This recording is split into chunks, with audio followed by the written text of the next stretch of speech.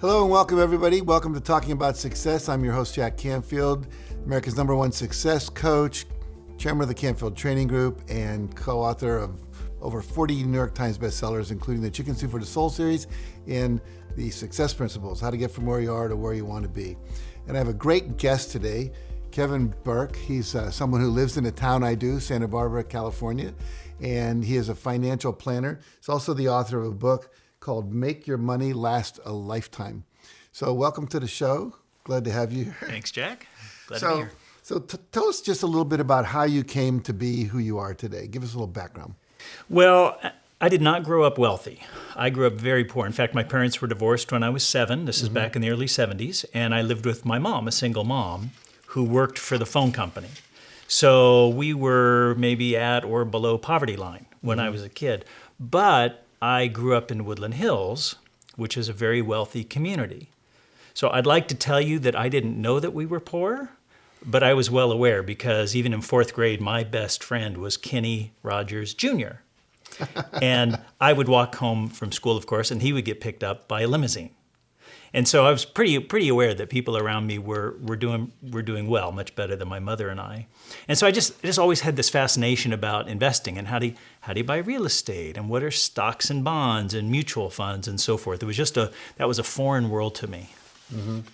And so what changed? So in my early 20s, I had a family friend, who was an advisor with E.F. Hutton, which, of course, you probably remember the jingle about E.F. Hutton, right? It's a famous name. Yeah, when he speaks, everyone listens. Everyone listens, I exactly. used to get my kids in school when I was a teacher. I taught them that. So whenever I wanted their attention, I would go, and they would all shut up and pay attention. Oh, that's perfect. All from that ad. Well, that's it. I mean, of a certain age, we all remember that. Right. So he was an advisor there, and he was doing really well. I knew that he drove a big Mercedes and had a big house, and he was a really nice guy and helping people and so forth, and that just always interested me. So one day we're out, and he says to me, Kevin, I think you'd be good at this. Have you thought about being a stockbroker, is what they were called at the time?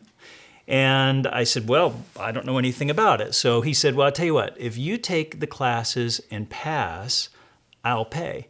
But if you don't pass, you pay. I said, okay. So I took the classes and passed, and as it turns out, he was leaving E.F. Hutton to start his own shop, and that's how I got my start, is working for him. Really? Yeah, 1987. And how long did you work for him? I worked for him for only a couple of years, and then he had some health issues. So he actually ended up retiring soon after that. Mm-hmm. And then I was at a number of companies, Shearson, Lehman, Hutton, and so forth. Mm-hmm. Yeah. Now, you've been doing this for about 32 years. Mm-hmm. What's your experience over 32 years? So for the first 10 years, I really enjoyed it. And partially that was because I had these stars in my eyes about making lots of money and so forth, and that's what I had seen with him. But then I became a little bit disenchanted. And in fact, I spent about 10 years in the middle of my career buying other businesses, starting other businesses. I always kept my planning career going, but I did other things. And it was because I felt like it was a very materialistic way of life. It felt, shallow and materialistic and all about money. And it didn't feel like it had a lot of depth to it. Mm-hmm. So as an example, I would attend these conferences, and you'd have to wear a lanyard with your name around your neck, of course. And you'd walk up to these people at the conferences, and they would do this. They'd start by looking at your club level. In other words, how much production did you do? And then they'd go to your name. But if your club level didn't interest them, they wouldn't make it all the way to your face. They would just look past you to whoever was next in line. And I just, that sort of environment just did not appeal to me. So those 10 years I spent, I wasn't that happy about the industry in those middle 10 years. Mm-hmm. And then what happened? So I had a couple of experiences. I'll just talk about one in particular, where a family approached me and they said, Kevin, our mom is about to do something. We don't know a lot about finance, but it just doesn't sound right. And would you be willing to talk to her? Mm-hmm. And I said, well, of course I would be happy to talk to her. So I ended up talking to this woman. Actually, I had a couple of experiences very similar to this, where I talked to the mom, who was in her early 70s, and learned what she was going to do, kind of explained to her how it might work out if she had followed that course. And thankfully, she listened to me. And so she ended up not doing what she was set to do, which in fact, in retrospect, would have put her in really bad shape when we look back at, and she knows that. In fact, she's still a client today. And it was at that, it was that experience where I realized that what I do is really important to people. So, the study showed that 6 out of 10 American adults fear running out of money more than they fear death. Wow. Yeah, it's amazing. And so there are people out there, and we hear the phrase, the proverbial bag lady. People don't want that to happen to them. Mm-hmm. So in this example, I realized I hate to be, this sounds a little corny, but it almost feels like a sacred trust. It does feel like a sacred trust to me, because these are people who don't want to have to go back to work when they're in their 80s. They want to know, how do I make my money last the rest of my life? Is that what inspired you to write the book by that title? Yes, exactly. That is what inspired me to write the book, because that's really the number one question that most American adults have on their mind. Mm-hmm. So let's talk about that a little bit for just a moment. Sure. What advice would you give people in your book to not run out of money before they're, you don't want to run out of money before you run out of life? Sure. Yeah, absolutely. Well, there's 13 chapters or so in the book, so there's lots of things. But one example would be, I'll tell you a real true life story. I remember when I was 6 years old, and I was born in Michigan, but we had moved to California when I was 2. So we would go back and forth to visit family. Mm-hmm. And I remember being 6 years old and being told by the lady standing in the front that I was expendable. Really? Yeah. And the way she did it is she said, so in the event of a loss of cabin pressure, there's going to be something that drops, and the adults are taken care of. And then if you're still alive, you're going to help your child. At least that's how I read it as a 6-year-old. Now I understand the logic behind it. Right. But putting on that oxygen mask, right? So the reason I bring that up as an analogy is that one example I see of parents who want to help their children. So I have 4 between my wife and I. I have 2 older daughters and 2 younger stepsons. I mean, I certainly would do anything to help my children, but sometimes parents will help their children at their own expense. Mm-hmm. And so, for example, they might help them buy cars and even houses. Well, that's okay as long as it's not putting your own jeopardy or your own retirement in jeopardy, right? So thinking those things through. I mean, even something as simple as signing on in a car payment or insurance for your child, all of a sudden your assets could be at risk if that child does something driving that hurts somebody. So thinking those things through. So I'm just using that as one example from the book, for instance, where we can do things that put ourselves at risk and we may not even realize it. So making your money last a lifetime would take into something like that into account. Not just the portfolio, although that's important too. Share one more. Okay, one more. So something else people will do sometimes is they will work for a given company. Mm-hmm. And so during their career, they will accumulate shares in that one company, and then they retire. So now it's pretty typical that former employee will have an emotional attachment to that company's stock. Mm. And what if that company's stock craters? So I had a client going back maybe 12, maybe 15 years, and she had retired from this one company. She was living off the dividends from that one company. It was a global brand. If I said the name, you'd know who it is. So in this case, she was living off the dividends. So 2007, 2008 hits, right? Now that company cuts their dividends, so they're no longer paying a dividend, and also the share price cratered.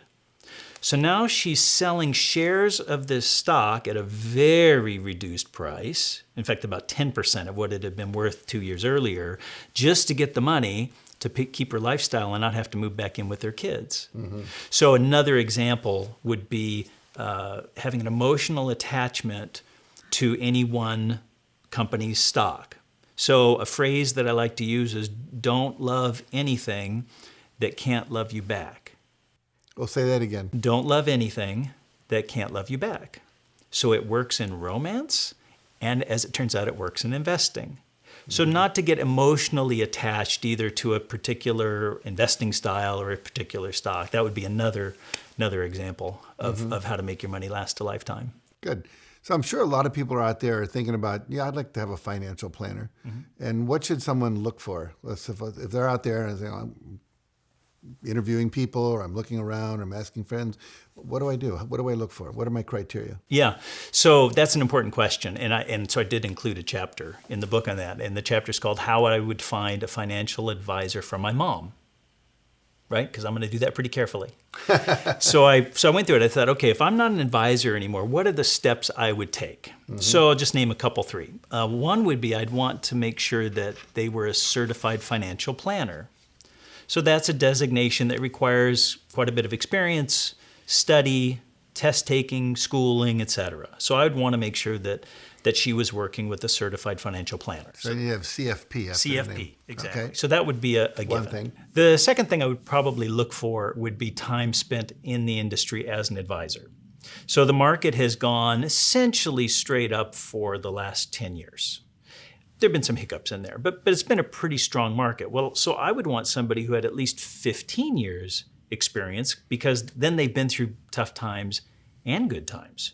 I would think that's, for me at least, that would be just a critical element, that they have experience in all types of markets. So that would probably be a second thing.